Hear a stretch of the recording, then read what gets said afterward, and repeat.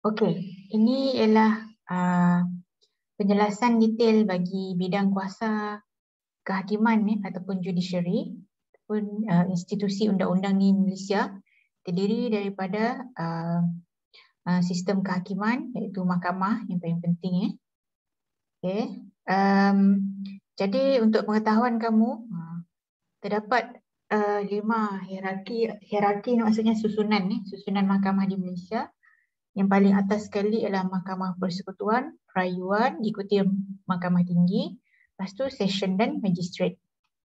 Kalau ikut gambar rajah ni, okay, Mahkamah Persekutuan, Mahkamah Rayuan, lepas tu Mahkamah Tinggi. Tapi dibahagikan kepada Mahkamah Tinggi Malaya dan Mahkamah Tinggi Sabah dan Sarawak lah. Tapi sebenarnya hierarki dia samalah, sama level dengan Mahkamah Tinggi. Okay. Jadi 1, 2, 3, Persekutuan, Rayuan dan Mahkamah Tinggi ini dialah mahkamah atasan. Mahkamah atasan, dia ada bidang kuasa untuk mendengar rayuan daripada mahkamah rendah ataupun mahkamah bawahan. Okay. So mahkamah rendah terdiri daripada mahkamah session dan mahkamah magistrate. Mahkamah untuk kanak-kanak ni sama level dengan mahkamah magistrate, sama mahkamah magistrate. Cumanya mahkamah untuk kanak-kanak ini khas untuk mendengar perbicaraan kes yang melibatkan kanak-kanak. Okay. Sahaja. Dan dibuat secara tertutup. Jadi susunan mahkamah ni kamu kena tahulah. Jangan tertukar, jangan yang ni pergi ke atas, yang ni pergi ke bawah. Tak boleh. Susunan mesti betul. Okay.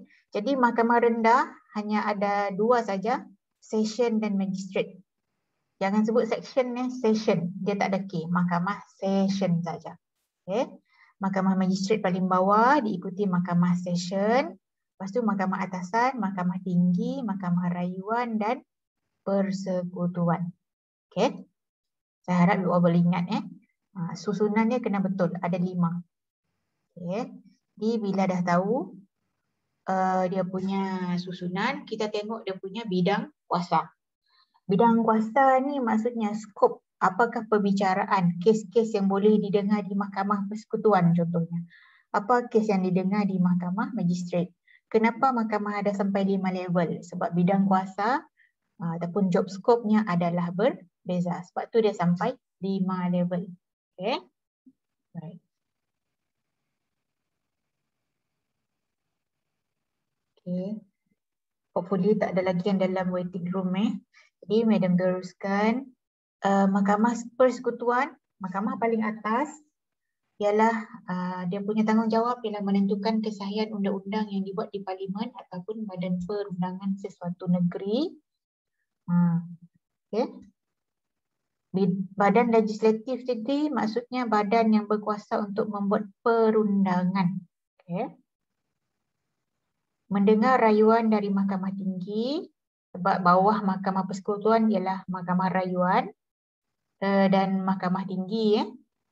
Memutuskan soal berbangkit kesan dari Perlembagaan Persekutuan, dan YDPA ataupun Yang di-Pertuan Agong boleh merujuk kepada Mahkamah Persekutuan untuk pendapat atau nasihat mengenai kesan peruntukan Perlembagaan Persekutuan dan mengumumkan pendapatnya di Mahkamah Terbuka.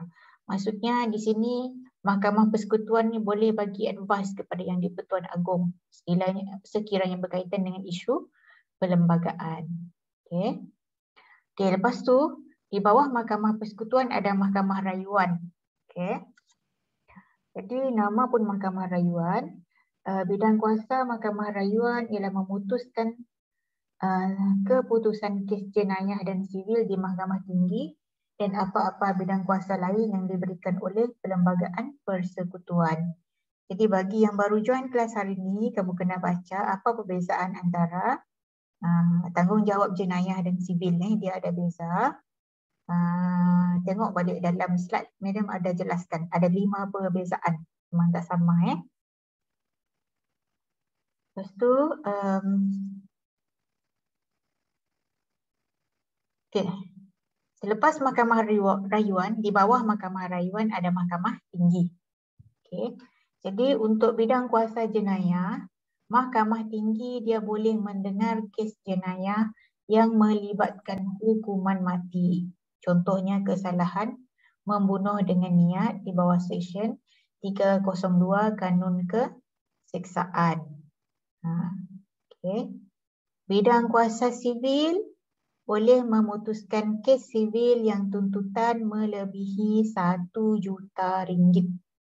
Kataannya lebih daripada 1 juta. Kalau kurang daripada 1 juta, kes itu akan didengar di Mahkamah Session. Okay. Kalau 1 juta 1 ringgit, Mahkamah Tinggi. Kena faham tu. Okay. Mendengar pertikaian, perceraian, isu matrimonial, isu pembahagian harta bagi pasangan bukan Muslim ya. Kalau pasangan Islam dia kena pergi Mahkamah Syariah. Okay. Admiralty, undang-undang berkenaan dengan ketenteraan, keberengkapan sesuatu syarikat, dan pertikaian sivil syarikat ni, pelantikan dan sediaan penjaga kanak-kanak dan orang kelainan. Ada typo sini, ini kelainan kelainan upaya dan isu-isu probate yang berkaitan dengan harta warisan. Okay. Itu bidang kuasa Mahkamah Tinggi. Ini sambungan lagi masih Mahkamah Tinggi. Dan bidang kuasa Mahkamah Tinggi, dia juga ada bidang kuasa rayuan untuk mendengar kes sivil dan jenayah dari mahkamah yang di bawahnya, mahkamah bawahan iaitu Mahkamah Session dan Magistrate. Bidang kuasa semakan, menyemak keputusan dari mahkamah bawahan iaitu Mahkamah Session dan juga Magistrate. Sekiranya ada isu berkenaan dengan keputusan yang telah ditetapkan Hakim Mahkamah Session dan juga Magistrate. Okey. Okay, itu bidang kuasa semakan untuk Mahkamah Tinggi. Right? So, ada soalan setakat ni kelas? Kalau tak, Madam teruskan saja.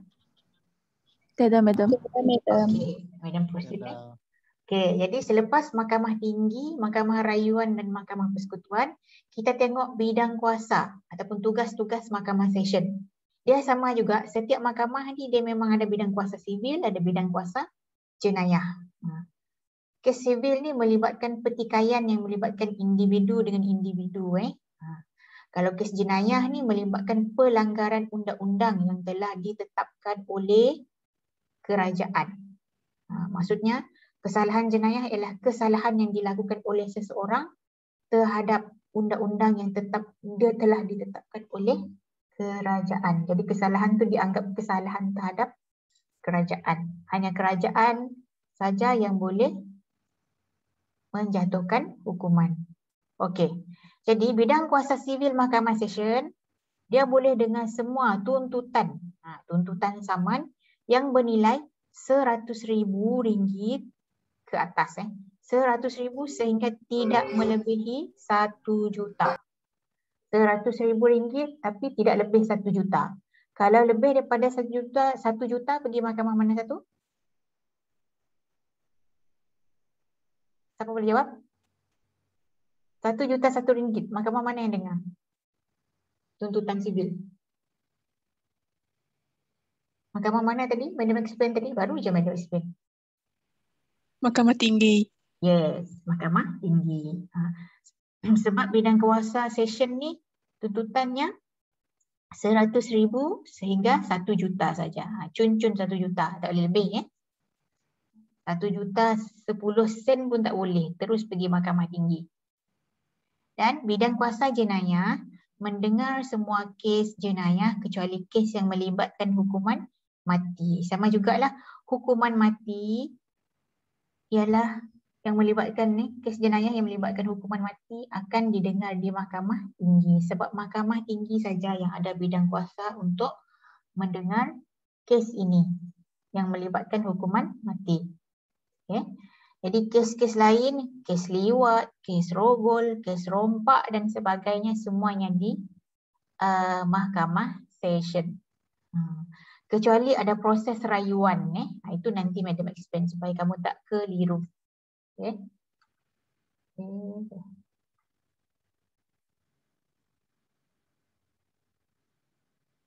Okay, ini Mahkamah Session. Lepas tu, selepas session, kita ada mahkamah paling bawah iaitu mahkamah magistrate. Bidang kuasa sivilnya lagi rendahlah daripada session. Okay. Dia boleh dengar semua tuntutan kes sivil saman menyaman, tuntutan apa saja yang bernilai kurang daripada 100,000.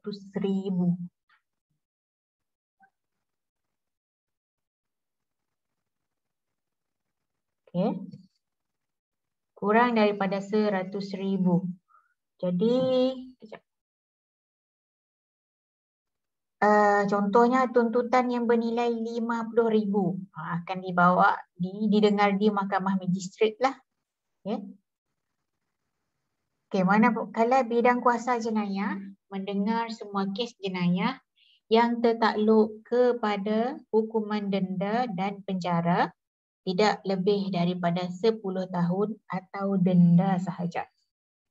Dan boleh menjatuhkan hukuman tidak melebihi 5 tahun penjara, denda tidak lebih daripada 10,000 atau 12 kali sebatan.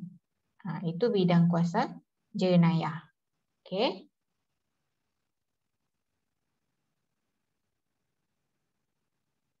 Baik, saya nak jelaskan berkenaan dengan rayuannya.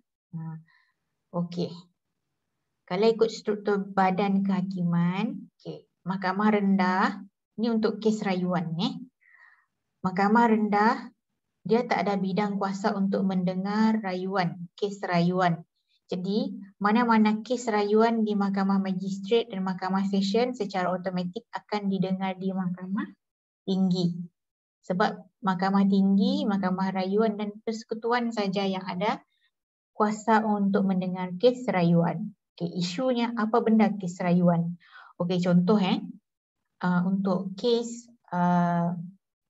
Datuk Seri Anwar Ibrahim sebelum ini pernah disabitkan dituduh di mahkamah dengan kesalahan liwat. Okey, contohlah kesnya bermula di mahkamah session.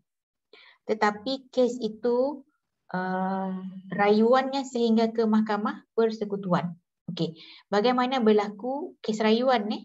Di mahkamah session, sebagai contoh contohlah kalau kes pendakwa raya lawan Anwar Ibrahim lawan Anwar. Okey. Jadi di peringkat mahkamah session pihak tertuduh telah didapati bersalah. Okey. Dia tak puas hati. Dia anggap diri dia tak bersalah. Dia rasa dia boleh membuktikan dia tidak bersalah. Okey, dan dia nak buat rayuan. Okey. Jadi dia boleh kemukakan proses rayuan ke mahkamah tinggi untuk mengenepikan sabitan ataupun mengurangkan hukuman.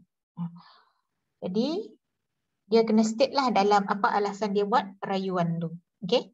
Jadi contohlah dia teruskan rayuan dari mahkamah session, dia buat rayuan ke mahkamah tinggi. Sekiranya dia punya keputusan mahkamah tinggi pun dia tak puas hati juga, ada lagi pihak tak puas hati dengan keputusan mahkamah tinggi, proses rayuan untuk kes yang sama boleh diteruskan ke mahkamah rayuan, proses seterusnya. Jadi kalau tak puas hati juga dengan keputusan mahkamah rayuan, maka peringkat akhir rayuan boleh dibuat ke mahkamah persekutuan.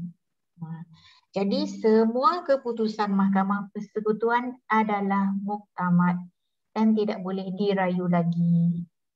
Jadi itu proses rayuan.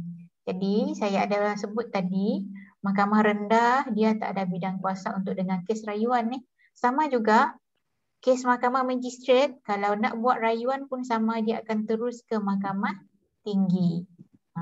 Kenapa tak pergi mahkamah atas dia, mahkamah session? Sebab mahkamah session dia tak ada kuasa untuk mendengar kes rayuan. Kes rayuan akan bermula di mahkamah tinggi dan mahkamah rayuan dan terakhir sekali di mahkamah persekutuan. Apa tujuan rayuan dibuat? Untuk menyemak balik keputusan yang telah dibuat oleh mahkamah bawahan tu. Betul ataupun tidak. Untuk menentukan sama ada rayuan daripada pihak yang merayu, daripada perayu itu ada ada merit ataupun ada point tak untuk dipertimbangkan sehingga boleh mengubah keputusan mahkamah. Nah, itu maksud proses rayuan ni. Okey, ada soalan setakat ini kelas untuk rayuan dan sistem bidang kuasa mahkamah dan sebagainya? Tak ada, Madam. Tak ada. Elven ni ada masalah lain ni, macam berapa kali dia try join. Okey, tak apa. Ya, Madam. Okey, okey. Ada masalah yang lain. Okey, okey. So, jadi itu penjelasan Madam berkenaan dengan bidang kuasa kehakiman. Topik ni penting untuk final exam dan juga untuk topik ni lah. Sebab institusi undang-undang ni di bawah kehakiman ni, kehakiman memang dia punya ni, poin utama dia memang sistem mahkamah ni. Dalam mahkamah ini akan ada hakim yang akan mendengar perbicaraan dan menentukan sama ada sesuatu kes itu tak kisahlah kes jenayah atau kes sivil ke, untuk tentukan adakah perbicaraan berkenaan dengan kes sivil itu tuntutan, sebarang tuntutan tu perlu boleh diterima, tuntutan diterima ataupun ditolak. Jadi bagi yang kurang jelas apa beza mahkamah sivil dan mahkamah jenayah, okey, saya dah jelaskan sebelum ini bahagian awal sekali iaitu bahagian pembahagian undang-undang. Jadi tengok balik bahagian yang awal, baca daripada awal sebab saya rasa saya tak nak ulang lah, benda sama. Okey. Jadi itu bahagian institusi undang-undang ataupun sistem kehakiman